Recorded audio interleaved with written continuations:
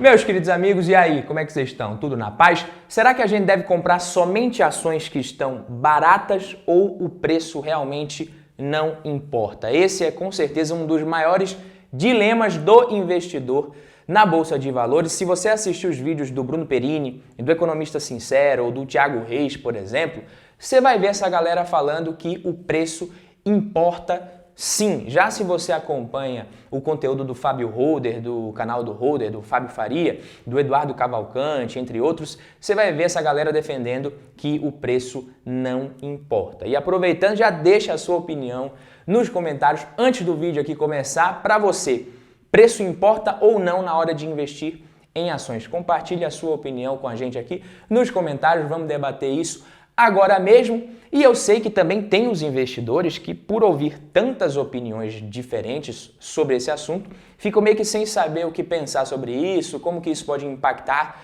nos seus investimentos, etc e tal. Mas fica tranquilo que essa coisa de preço importa ou não importa não vai ser mais uma dúvida para você, desde que tu fique comigo até o final desse vídeo aqui, beleza? Mas o seu like não, esse sim importa e muito.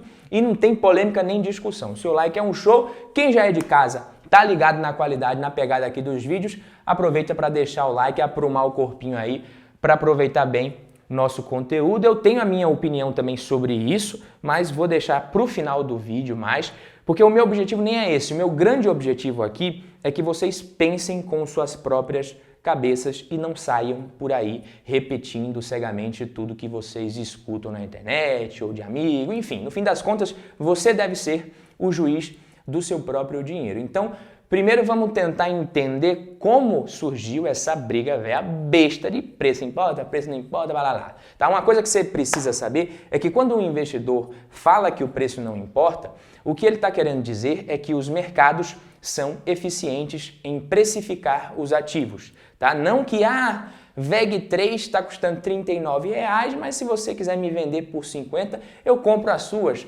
Pode mandar que preço não importa. Não é isso, tá? Nem o home broker deixa ninguém cometer esse tipo de burrice. O que a tese defende é que, como tem muita gente inteligente e com muito dinheiro comprando e vendendo determinados ativos por determinados preços o tempo inteiro, provavelmente aquele preço ele já está muito próximo do seu valor justo e por isso tentar descobrir o preço justo desses ativos é meio que perda de tempo mesmo, porque o mercado já está fazendo isso. BBAS3, por exemplo, tem ao todo mais de 800 mil investidores, não sei se você sabia disso, e o que o pessoal do preço não importa fala é que se tem tanta gente negociando BBAS3 por R$38, provavelmente esse é o preço justo da ação, ou o preço justo está muito próximo dos 38, talvez um pouco mais caro, um pouquinho mais barato, mas ainda assim bem próximo dos R$38 por ação. E de forma oposta, quando alguém fala para você que o preço importa, o que essa pessoa está querendo dizer é que os mercados não são eficientes em precificar os ativos, ou pelo menos não o tempo inteiro. Logo, BBAS3 pode ser negociada por R$38, mas eu, você ou qualquer pessoa pode discordar desse preço da ação e dizer que o preço justo seria R$48 ou R$28 ou o preço que acharmos mais correto na ocasião. Em outras palavras, falar que o preço importa significa dizer que você pode decidir o valor justo para determinadas ações na sua visão, com base em suas premissas. E assim você compra apenas quando a ação estiver sendo negociada num patamar de preço que você considere atrativo. E tome por atrativo aqui o preço justo, o próprio preço justo, ou até abaixo do preço justo, dependendo da margem de segurança, às vezes, que o investidor exige. E até aqui, tudo beleza. Parece que dependendo da narrativa usada, os dois lados podem estar certos. Mas o primeiro cara a perceber que havia algo de estranho com o preço das ações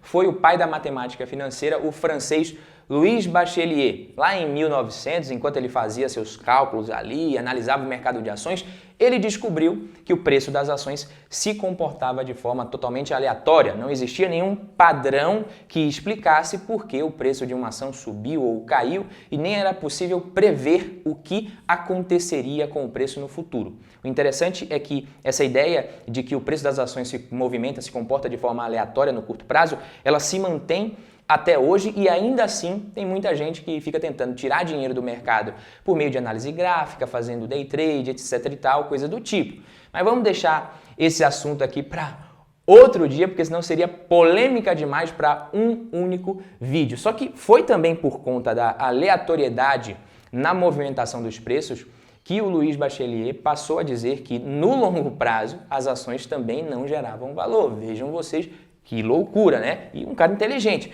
Então ele chegou à conclusão errada de que bolsa de valores servia somente para especulação. E daí mais para frente, na década de 1960, outros estudiosos retomaram pesquisas sobre o comportamento dos preços das ações. A galera começou a pesquisar sobre isso de novo. Acontece que na década de 60, o pessoal já estava mais chique ali na academia e ao invés de simplesmente falar que o movimento era aleatório e pronto, acabou, eles passaram a dizer que o preço de algumas ações não poderia ser explicado pelo principal modelo de precificação de ativos da época, o CAPM, Capital Asset Pricing Model, CAPM que foi desenvolvido com base no trabalho de Harry Markowitz sobre diversificação e teoria moderna de portfólio e apesar de todas as suas limitações, ainda é o modelo mais utilizado pelo mercado no mundo inteiro até hoje. Mas depois de comprovar que o preço de algumas ações não poderia ser explicado por esse modelo, aí alguns estudiosos concluíram que o mercado simplesmente por conta disso não era eficiente, ou seja, estava cientificamente comprovado de que o preço importa sim. Então, pronto, a gente já pode acabar o vídeo aqui. O preço importa, papo reto, assunto encerrado, certo?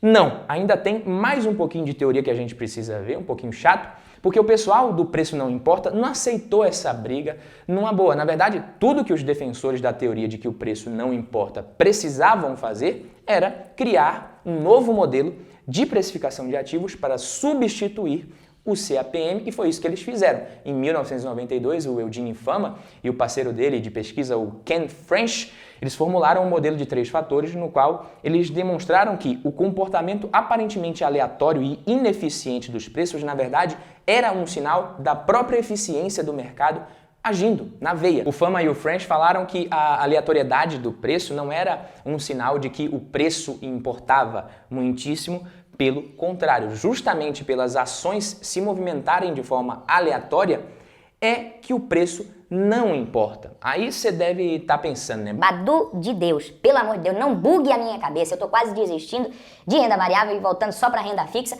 Calma, vamos por partes aqui. Segundo eles, informações e notícias chegam de forma aleatória. Então, o comportamento aleatório das ações nada mais é do que o mercado se ajustando às novas informações para que o preço sempre esteja o mais próximo possível do seu valor justo. Defenderam e provaram matematicamente com estudos, ou seja, também estava cientificamente comprovado dessa vez que o preço não importa. E agora, sim, a gente pode acabar o vídeo e papo reto, preço não importa.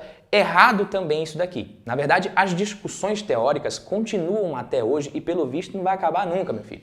Logo, não faz sentido a gente passar horas aqui comentando cada artigo científico de um lado ou de outro da teoria, porque essa discussão simplesmente não tem fim.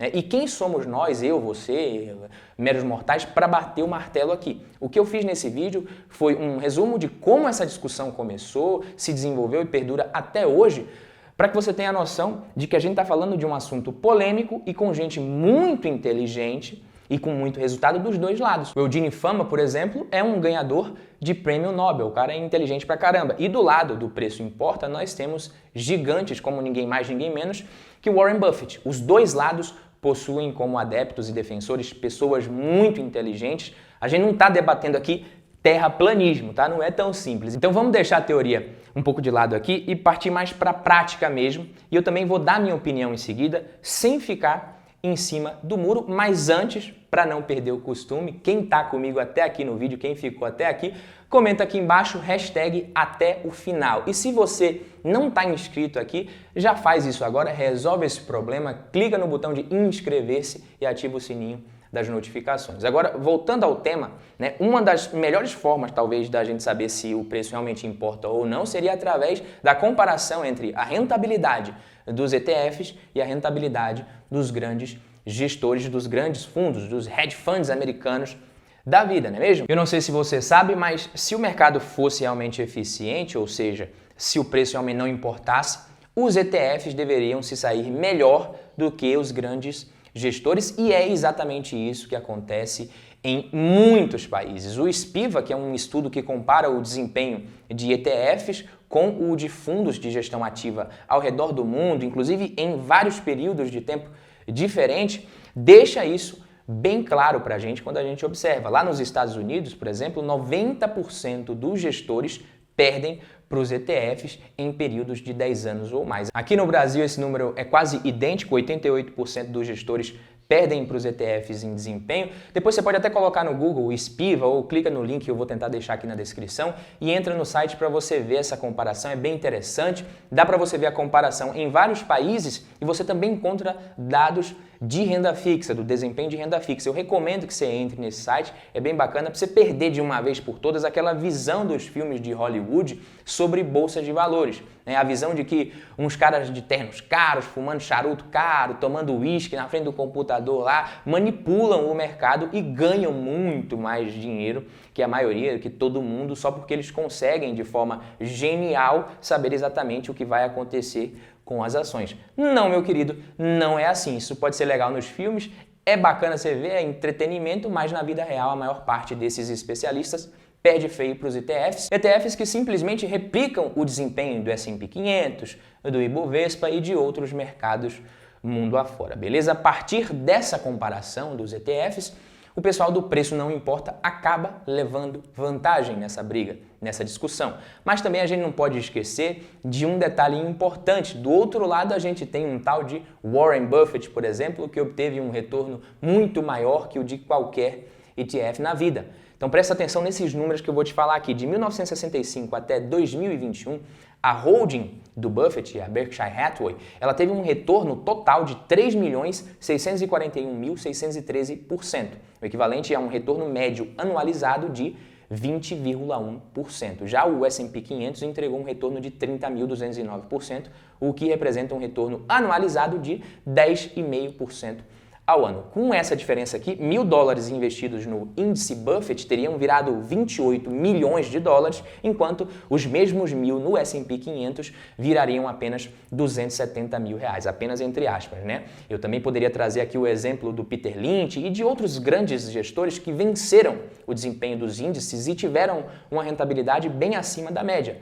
Mas uma coisa também precisa ser dita antes disso. O retorno do fundo do Peter Lynch, por exemplo, o Magellan Fund, e de outros fundos com retornos acima da média, não é o mesmo retorno dos cotistas desses fundos. O fundo do Peter Lynch entregou um retorno acima de 29% ao ano, em média, durante um longo período, sim. Mas a realidade foi que o investidor médio do Magellan Fund perdeu dinheiro. É quase inacreditável isso, mas foi justamente o que aconteceu.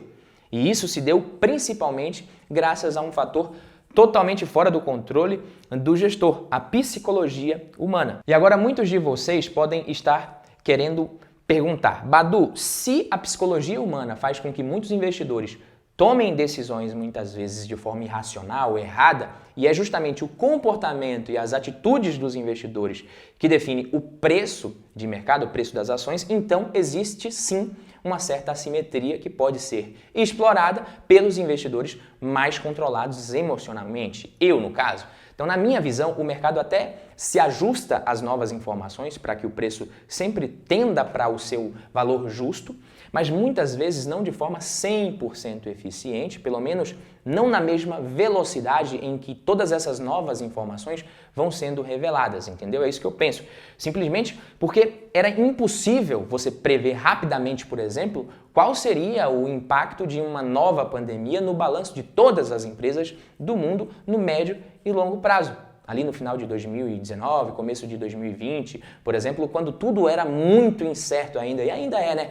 Só que o mercado ele reagiu rápido, como sempre, e depois ele foi se reajustando. Na minha visão, meio que por tentativa e erro, o mercado acaba não sendo sempre 100% eficiente, justamente pelo fato dele tentar se antecipar muitas vezes às consequências da realidade que vai se apresentando ao longo do tempo, diariamente.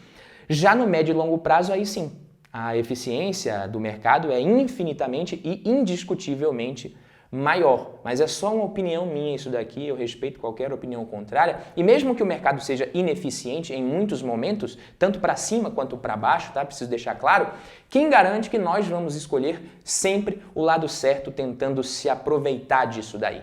Isso é o que todo mundo quer, é o que todo mundo gostaria de conseguir fazer com consistência. Mas quem garante que você vai estar do lado vencedor, do lado eficiente sempre? Então, se você gosta de comprar apenas boas empresas descontadas, você pode investir assim, muito bom, mas se você não usa valuation, compra boas ações regularmente, sem se importar muito com o preço, também acho ótimo. No fim do dia, o que realmente faz a diferença é aportar e saber se você está confortável com as suas ações que você tem na sua carteira, a ponto de suportar períodos de mais volatilidade e de quedas do mercado. O fator comportamental pesa muito mais para o nosso desempenho no longo prazo, na minha humilde opinião. Eu disse que, para mim, o preço importa e que eu prefiro aportar nas ações que eu considero atrativas em termos de valuation, sim, mas eu não descarto, por exemplo, a possibilidade de investir em uma ação que está mais esticada ali pelos múltiplos, por considerar que o case é interessante, às vezes tem bons fundamentos, mas é muito complexo para se colocar um preço justo, muito complexo para mim. É tudo uma questão de você se conhecer e analisar quando e por que utilizar cada um dos tipos de estratégia. Por hoje é só, fico por aqui, quem gostou deixa o like, se inscreve, a gente se vê na próxima, tamo junto, valeu!